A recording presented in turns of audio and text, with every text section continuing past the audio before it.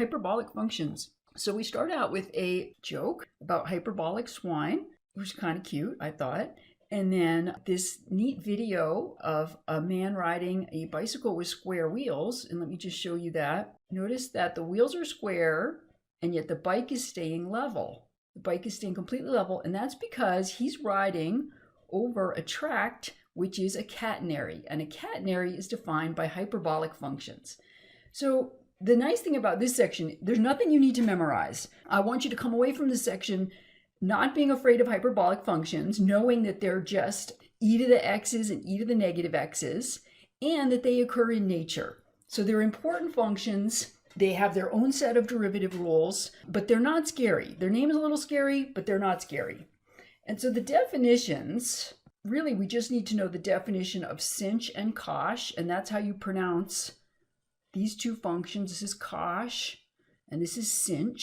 And the other hyperbolic functions are defined in terms of those, like hyperbolic tangent, and there's no pithy way to say hyperbolic tangent. You just have to say it all. Hyperbolic tangent is sinh over cosh, but you can see that cosh and sinh are just combinations of e to the x and e to the negative x. One has a minus in it, and the other has a plus. Okay, so let's look at what we can do with these functions. First of all, let's show that sinh is odd. Just like sine is odd, sinh is odd too. So the only way we're going to be able to do this is to look at the definition. Sinh of negative x is, everywhere in this formula that I see an x, I'm going to put in a negative x. So minus e to the negative x over 2. Okay, well that's e to the negative x minus e to the x over 2, which is, if I pull a minus out, that's e to the x minus e to the negative x over 2, and that is negative sinh of x. Okay, let's look at some calculus. Don't memorize these, but here are the formulas for the derivatives. They're very similar to the formulas for the derivatives of the trig functions, except with sinh and cosh, it's actually easier because there is no minus. The derivative of sinh is cosh, but the derivative of cosh starts with a c, and yet it's got a positive derivative. The only three negatives are over in this column. And you can use this table as you do your homework. I'm okay with that. Like, again, I don't necessarily want you to memorize these derivatives. You just won't use them enough to warrant memorizing them. So let's find the derivative of hyperbolic tangent of 3x. So we're just going to use the chain rule. So this equals, because I've got the derivative sign there, now I'm going to drop the derivative sign and take the derivative. So the derivative, I'm going to take the derivative of the outside, leave a space, which is hyperbolic secant, so secant h squared of 3x, and then I'm going to multiply in the front by the derivative of 3x, which is 3.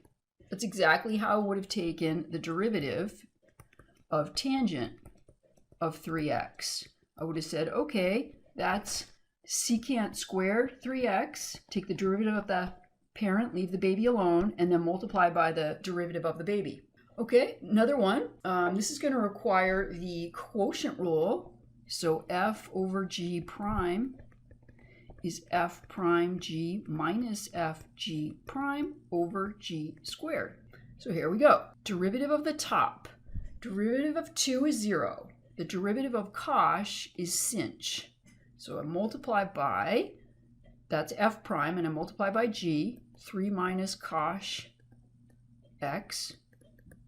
And then I subtract f, which is 2 plus cosh x, times the derivative of g. The derivative of 3 is 0. The derivative of cosh is sinh, so I'll get negative sinh x. And all of that gets divided by 3 minus cosh x squared.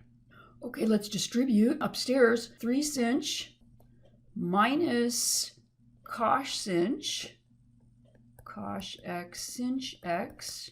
Then when I distribute the 2, I get minus 2 sinh, but then I have another minus, so it's going to be plus 2 sinh.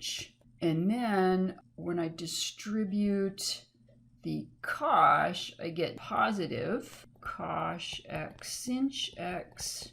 You can write cosh sinh or sinh cosh. And the denominator just stays there. 3 minus cosh x squared. All right, and now let's see what happens. This guy kills this guy, and we can combine like terms. We end up with 5 sinh x on the top. 5 sinh x over 3 minus cosh x quantity squared. One more and then we'll do an integral problem.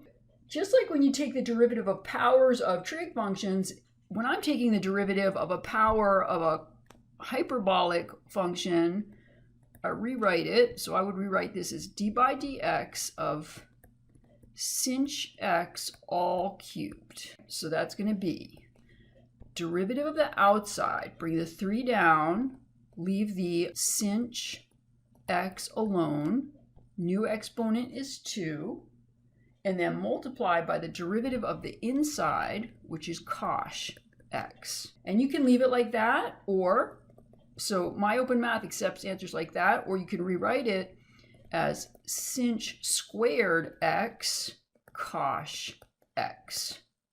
Either or is fine. Okay, application. Find the length of a cable that's defined by this equation over the interval from -50 to 50. Now, actually, when you go out and you look at a power line, you got 2 poles there, and then there's this cable hanging in between. And that cable looks like a parabolic arc. It's actually not.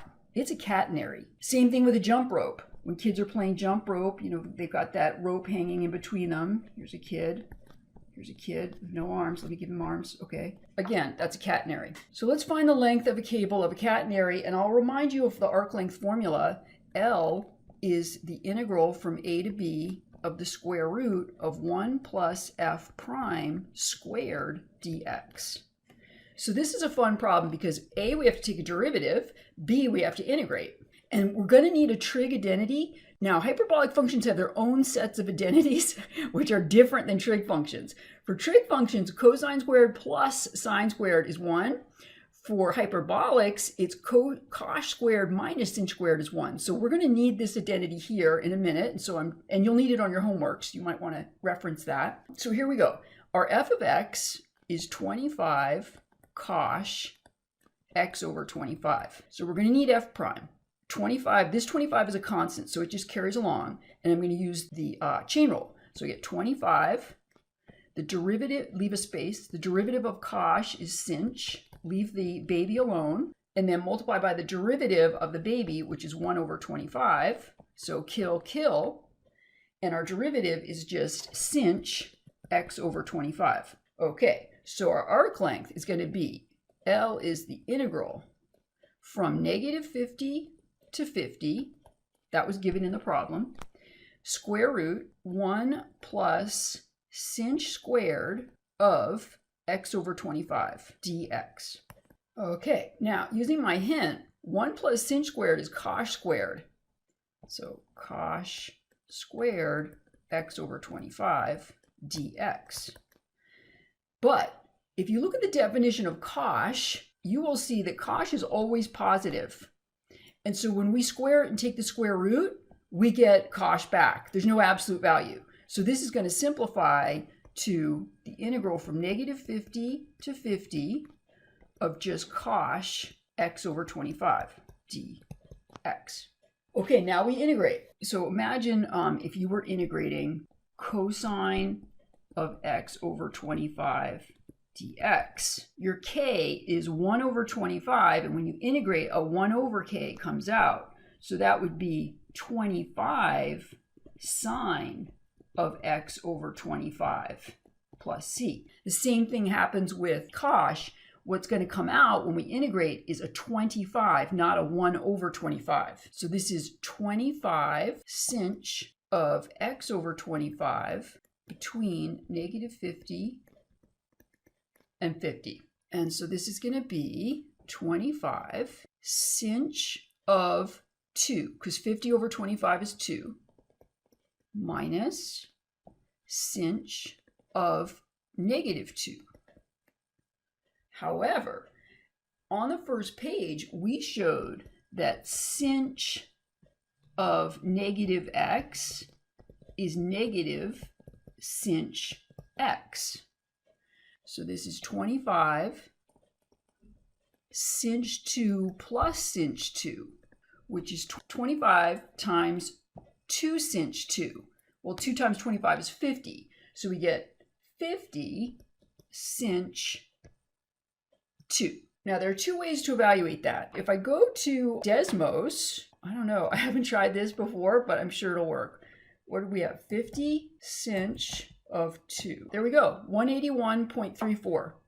The other way to do it, if you don't have technology, suppose you're stuck on a desert island, you can use the definition. This is 50, and sinh 2 is e to the 2 minus e to the negative 2 over 2, which would be 25 e to the 2 minus e to the negative 2. But if you're on a desert island, you don't have a calculator anyway, and so you're really going to be hard-pressed to go too much further than that. And that's it for this section. It's a pretty easy section.